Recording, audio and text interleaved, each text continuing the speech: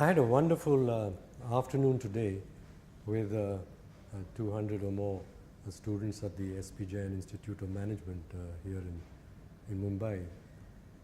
It was wonderful for me to listen to these young students, and I heard them through 15 questions that were asked to me after I had spoken for a while about my book, which I've recently written on listening for well-being, conversations with people not like us.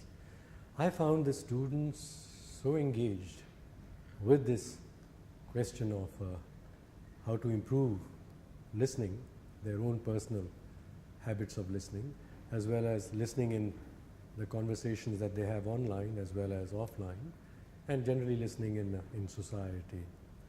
And this really heartens me that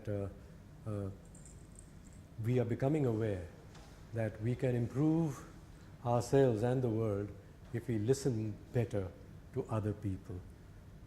In the questions, there were several which were about the difficulty, as it were, about listening to people who we instinctively think we should not listen to because they're not like us. A question asked to me, for example, about how can I become aware of the stereotypes in my mind as I'm having a conversation with someone else. And another question which said, well, do people of different genders inherently think differently? And the question is, if that is so, which is better or which is worse? Or can we take advantage of the fact that people see the world quite differently? So this was getting us into the need for better listening, as well as the difficulties that we have in instinctive difficulties we have in listening to people not like ourselves. And then there were many good questions about the conduct of a good conversation, a good dialogue, and good listening. For example, that if in a conversation or in a discussion, one person keeps dominating the discussion, how could someone else in the discussion ensure that others also get a chance to give their perspective and to be heard? And if someone is not speaking at all, how can we be sure that that person is listening at all, or feeling that he or she doesn't get a chance to be heard? So the management of conversations in which everyone can feel included in the conversation and learn from other perspectives was the central subject around which there were so many very good questions being asked. Then there were some very dear questions to me being asked, a person saying that, well, we are millennials and we are growing up in a world with, let's say, shallow conversations on social media. So what can we do, as she said, what can I do, she said, and what can we do to improve the quality of conversation in this world where it's given that we have the technology of social media, which can do many good things for us also, but is dumbing down conversations evidently. And a question about, so what could the SPJIMR Institute of Management do to improve the quality of conversations within the institution, and also become a lighthouse to show how better conversations, better dialogue, better listening to people not like ourselves, these abilities can be spread around in our society in India.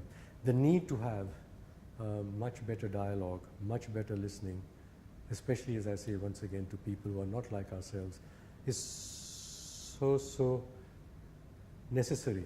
The need for it is so necessary in India today, where we are getting more divided, unfortunately, amongst ourselves internally by people whose histories are different than ours, whose religions are different than ours, whose races also, in our case, in the Northeast, and perhaps you might say the people in Kashmir and the people in the South. We are a very diverse country, thank goodness. But unless we can treat this diversity as richness, and it will become richness and not a problem if we can learn from each other and from the diversity be able to develop each of ourselves as much more rounded, more complete human beings. So it's been a very heartening day for me here at the Institute. I do think that we need more lighthouses institutions who are taking this as a challenge for themselves to improve how they themselves, as institutions, listen to others. Like questions asked to me about why the government doesn't listen very well to people, or the planning commission erstwhile wasn't listening too well to people. Yes, institutions must listen to others, to people, but people within institutions must also learn to listen to each other. So there was a thought that has been coming to my mind that listening, which is such a simple sounding requirement, but so difficult, and all the difficulties the students were raising and wanting to find solutions for, it's very important. It's like breathing, which is very simple. But it's not that everybody breathes well. In fact, as doctors keep saying to us, many of our illnesses are because we don't breathe well. And so yoga teaches us something very simple, is how to breathe well.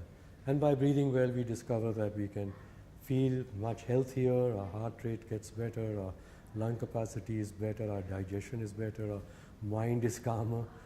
All very complex organs, the mind, the liver, the lungs and the heart, but somehow good breathing tones them all up. And similarly, I do think that something as simple as good listening, I mean simple in terms of the idea, but very difficult to do because of the habits that we develop, this simple thing could help society, which is a very complex system, to become much, much healthier than it presently is.